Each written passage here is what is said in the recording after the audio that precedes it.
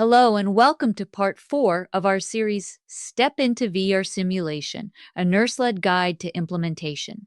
I'm Maggie, your guide for this mini series. Today is all about setting your team up for confident, sustainable success by choosing the right VR scenarios for your curriculum and ensuring your staff are fully prepared to lead engaging virtual simulations. If you haven't downloaded the workbook yet, this is the perfect moment to do so. The hands-on activities today turn your big ideas into real action plans for you and your VR team. By the end of this episode, you'll be able to select virtual reality scenarios that directly align with your learning outcomes and accreditation needs. Develop a staff onboarding and support plan for your VR program. And empower VR champions in your program for ongoing growth.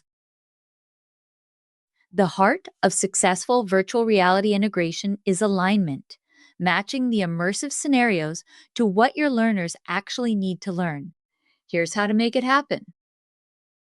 First, consult your curriculum map. Identify key courses, competencies, or accreditation standards that are hard to achieve with current resources. Some areas might be safe medication administration or OB clinical experiences. Next, explore your VR library. Platforms like UBSim offer evidence-based scenarios mapped to NCLEX, core skills, and specialty areas such as PEDS, Psych, OB, and MedSurg. Third, check scenario details. Does it allow for clinical judgment assessment? Does it include structured debriefing? Can it be repeated or customized? At one institution, I worked with staff who struggled to provide quality pediatric experiences for their learners due to an inconsistent pediatric census. Does this sound familiar to you? By selecting VR scenarios specifically aligned to their PEDS course objectives, they ensured every learner practiced safe pediatric assessment, meeting both their learning and regulatory goals. I would like you to open your workbook to the Scenario Review and Shortlisting activity. Here you will list required courses or skills. Review the available simulation scenarios in your virtual reality platform. Note which scenarios align with your outcomes and accreditation priorities, and create a shortlist of your top picks. Pause here to fill out your shortlist. Let's get real. No matter how great the technology or curriculum alignment, VR implementation hinges on staff confidence and buy-in. Many educators, maybe even you, feel nervous at first. What if I'm not tech savvy? How do I get the most out of a VR simulation session? Here's the truth from my experience. In programs where staff had supportive onboarding, peer champions, and clear guidance, VR adoption soared, and the fear of the headset faded fast. In one instance, I worked with a university where 2 of the simulation staff became VR mentors. They hosted monthly coffee chats where they supported new users and shared best practices. This resulted in a strong, growing, and slightly caffeinated VR simulation program.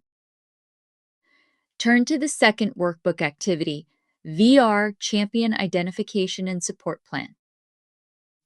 In the chart, list the names of 2 staff members who show enthusiasm for innovation, are comfortable with technology, and would be good peer support leaders. Add a plan for how you'll support and recognize your VR champions, as well as a description of how the champions will support their peers.